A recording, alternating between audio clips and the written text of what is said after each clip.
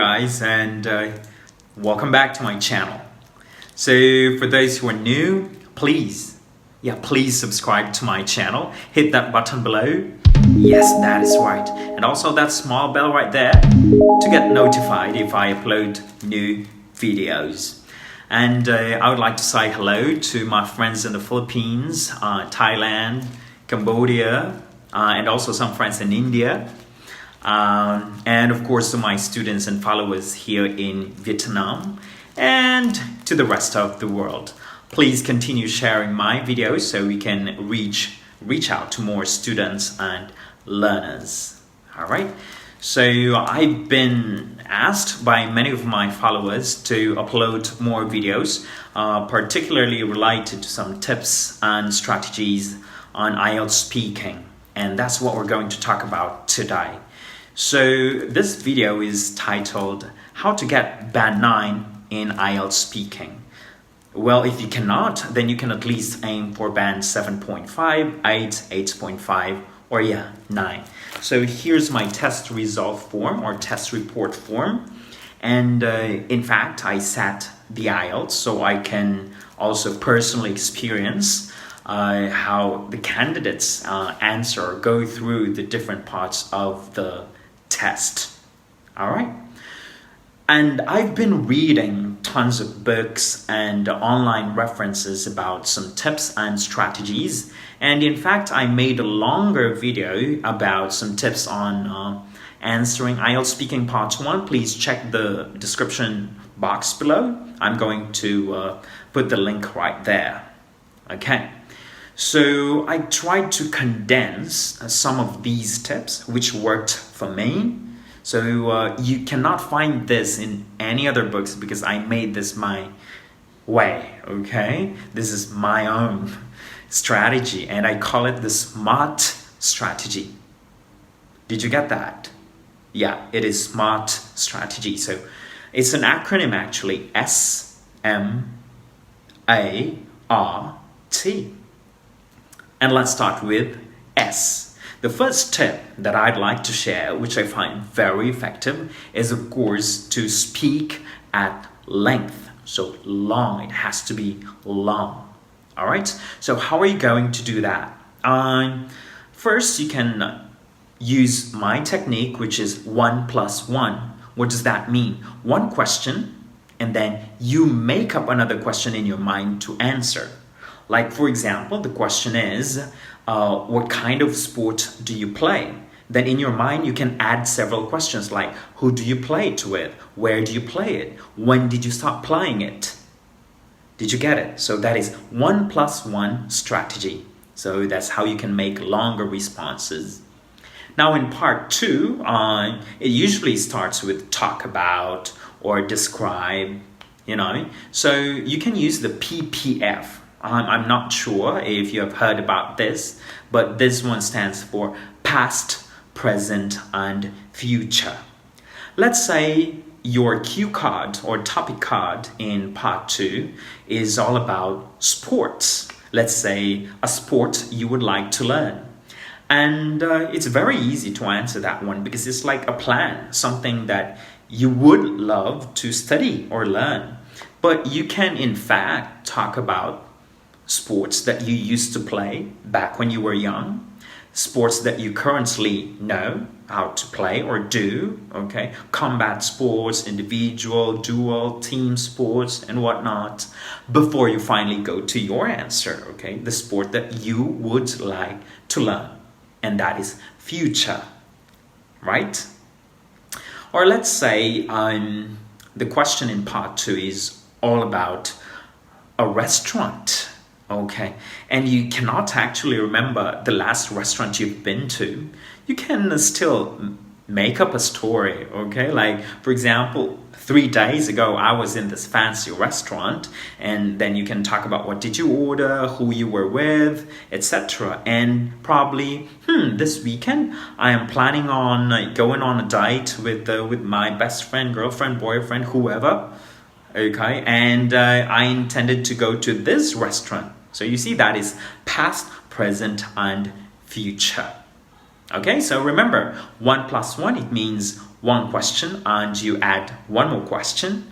Next would be PPF, past, present, and future. So those are all in letter S, and that is speak at length.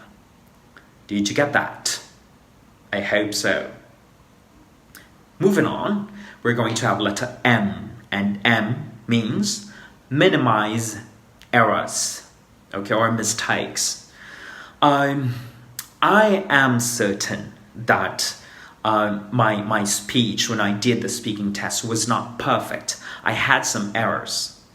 But I guess the thing was, I was natural, okay? I tried to correct some mistakes, okay? And those mistakes didn't actually hinder me from developing my story or the way I answer the questions. All right, so you have to be careful, especially with grammar. If the question is in past form, then of course you have to answer in past form. So you have to review your 12 tenses, verb tenses. And minimizing errors also include mispronunciation, all right? Or appropriate usage of some words, particularly collocation. Let's just say, for example, we don't say quick car, right? What do we say? We say fast car. And what about the rain? Do we say big rain? Not really. But what do we say? We say heavy rain. So that's part of collocation that you have to review. All right? Next is to assert your answers. What does that mean? If you assert your answers, you have to be believable. Of course, in the first place, the examiner does not care much about your opinions or ideas, but on how you use the English language, okay? But let's say you made up a story in your mind, you have to keep providing details and examples so that you will become believable. Because it would be very, very obvious if you make up a story and you can't support it with details, then you might stop midway in your speech. All right? R is respond proactively. It is natural to pause for a while you think of an answer, but as much as possible you have to use fillers. What are fillers? For example, let me think about that. Or that's a rather interesting question. I haven't thought about that, but let me see. Things like those. So those are fillers. Okay? Or you can say, I haven't given that much thought, but considering this and that, I would say this and that. Right? Those are fillers that you can use. Or easier ones like, let me see. Let me think. All right? Next, talk extensively. Okay, what does that mean? It means you have to consider other perspectives. It's quite similar to letter S, which is speaking at length, but if you talk extensively, you consider other perspectives. For example, you are asked about the advantages of living in the city.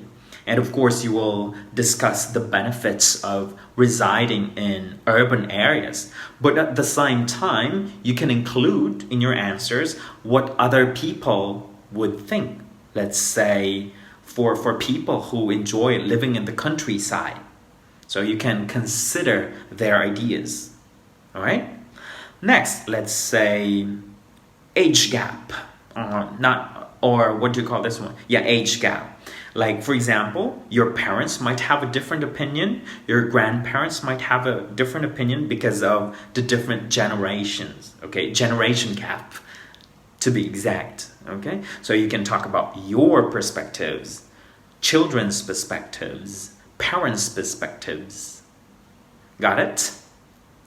All right, so again, we have here, to sum it up, SMART, S is speak naturally, confidently, and at length. M. Minimize errors. A. Assert your answers. R. Respond proactively. And again, naturally. T. Talk extensively. So those are my tips. Now, if you want more, you can check my playlist. It says IELTS speaking, because in my other videos, I have some specific examples, more examples for you to practice.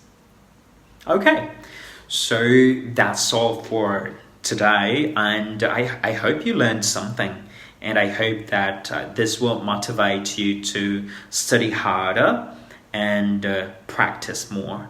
Because again, the key here is practice, practice, practice to get band 9 just like me. All right? Good luck. And if you have other suggestions or comments, feel free to comment below. Please, you can just say hi to me and I would love to respond to you. Okay?